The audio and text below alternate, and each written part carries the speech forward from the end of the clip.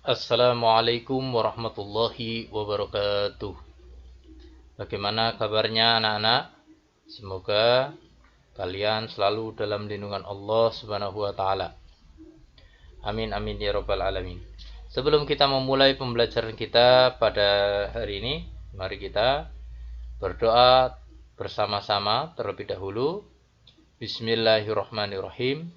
Raditu billahi robba wa bil islami dina wa bi muhammadin nabiyya wa rasula rabbi zidni ilma warzuqni fahma birahmatika ya arhamar rahimin. Di pertemuan yang keempat kita akan membahas tentang Quran surat At-Taubah ayat 105 yang membahas tentang etos kerja.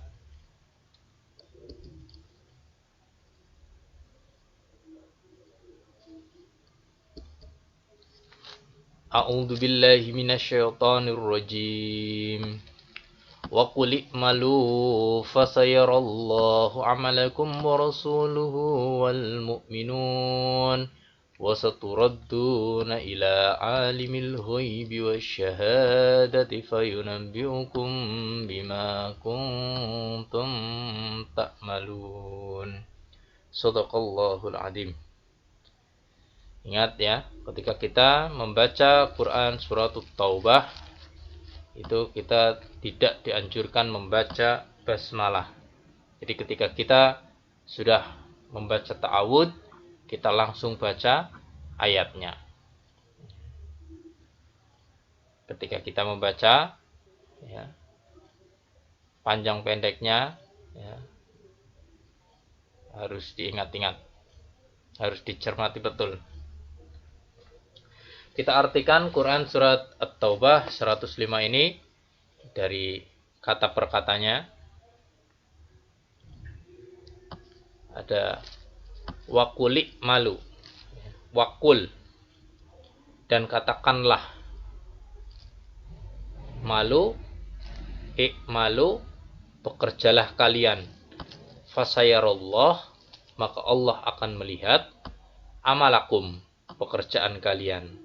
Warusuluhu, dan melihat pula Rasulnya, wal mu'minun, dan orang-orang mukmin, wasaturadduna, dan kalian akan dikembalikan, illa alimil ghaib, kepada yang maha mengetahui yang gaib,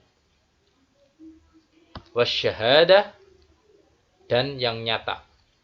Fayunabbi'ukum, lalu dia akan memberitahukan kepada kalian bima kuntum, ya, tentang apa yang kalian tak maluna, kalian kerjakan.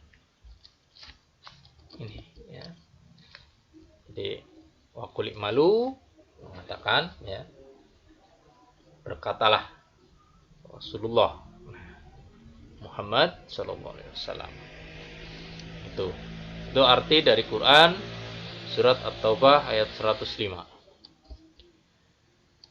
Nah, banyak ya mengandung hukum-hukum tajwid. Di antaranya kita bahas ini beberapa ya. Yang pertama, lafaz fasyayarallah. Ingat ya, fasyayarallah.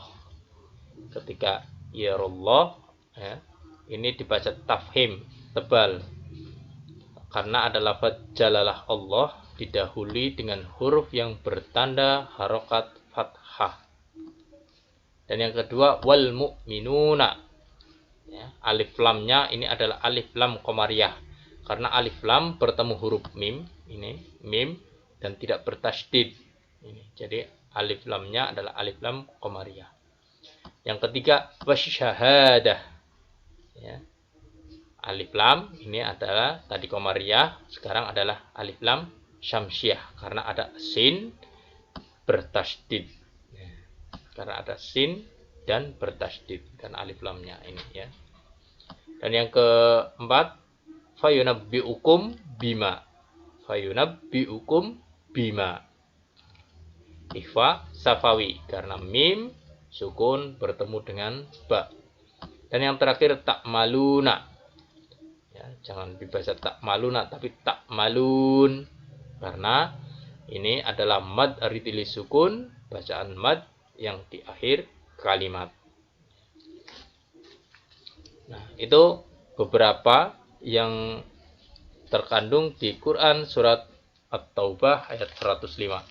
Dan masih ada lagi selain ke-5 bacaan tersebut. Lanjutnya asbabun nuzulnya. Ini asbabun nuzulnya Quran surat At-Taubah ayat 105 ini. Setelah Rasul mendirikan Masjid Quba, kaum Ansor yang berdekatan dengan Masjid Quba di antara Yahdad mendirikan Masjid Nifaq. Rasul bersabda kepada Yahdad, "Celaka engkau Yahdad, engkau bermaksud melakukan sesuatu yang aku pun tahu maksudnya." Ia menjawab, "Saya tidak bermaksud apa-apa kecuali mengharap kebaikan." Itu yang dikatakan Yahdad. Padahal ya, Rasul itu sudah tahu bahwa Yahdad mendirikan masjid ya, berdekatan semacam itu untuk memperpecah belah umat. Maka dari itu Quran surat At-Taubah ini turun ya, untuk menegaskan ya, adanya orang-orang yang mendirikan masjid dengan maksud untuk memecah belah umat. Jadi kita kalau membangun apa-apa, kalau kita mau merilis apa-apa, kita lihat-lihat dulu di sekeliling kita ya, dengan cara yang baik. Itu adalah asbabun nuzulnya Quran surat At-Taubah ayat 105. Selanjutnya isi kandungan Quran surat At-Taubah ayat 105. Yang pertama, setiap umat Islam ini diperintahkan untuk bekerja keras sehingga menjadi umat yang kaya. Ya. Kita itu disuruh menjadi umat yang kaya, bukan yang miskin. Ya. Yang kedua, ini umat Islam yang kaya lebih unggul dibandingkan umat Islam yang miskin. Kenapa? Karena umat Islam yang kaya ini bisa menggunakan kekayaannya untuk berdakwah. Seperti halnya contohnya sahabat Rasulullah Sallallahu Alaihi Wasallam, beliau Abu Bakar As-Siddiq, ya, beliau itu orang kaya. Bukan hanya sekali dua kali kekayaannya untuk memerdekakan budak Muslim. Ya. Jadi seorang budak yang mengikuti Rasulullah menjadi Muslim itu disiksa oleh tuannya. Ini dibeli budak itu dan dimerdekakan oleh Sayyidina Abu Bakar As-Siddiq. Jadi beliau mencontohkan bahwa dengan harta itu bisa digunakan untuk berdakwah. Makanya umat Islam yang kaya lebih unggul dibandingkan umat Islam yang miskin jika kekayaannya itu digunakan untuk kebaikan agama, kepentingan agama, untuk membantu sesama. Yang ketiga, ini umat Islam ya, yang kaya dan beriman dapat menyelamatkan dirinya sendiri dan umat Islam yang lain yang masih lemah dari ancaman kekafiran. Ini seperti yang tadi ya, yang dicontohkan oleh beliau Abu Bakar As-Siddiq. Dan yang keempat, Allah Subhanahu wa taala akan menampakkan dan memberi balasan dari setiap amal perbuatan manusia kelak di akhirat. Jadi setiap kita mengerjakan suatu amal perbuatan, maka kita nanti di akhirat akan mendapatkan balasannya. Etos kerja sudah menjadi kewajiban manusia untuk berusaha memenuhi kebutuhan dan kepentingan dalam kehidupannya. Seorang muslim haruslah menyeimbangkan antara kepentingan dunia dan kepentingan akhirat. Kita melakukan aktivitas kita yang belajar-belajar, yang bekerja-bekerja, dan lain sebagainya. Ketika kita sedang bekerja, ternyata ada panggilan Allahu Akbar, Allahu Akbar. Waktunya istirahat, waktunya sholat. Kita sholat. Jangan nanti nanti nanti akhir-akhirnya ujung-ujungnya kita ketinggalan sholatnya. Jadi etos kerja yaitu kita bisa seimbang antara dunia dan akhirat. Dunia kita jalankan, akhirat juga kita jalankan. Kita bisa mengatur antara keduanya agar kita seimbang.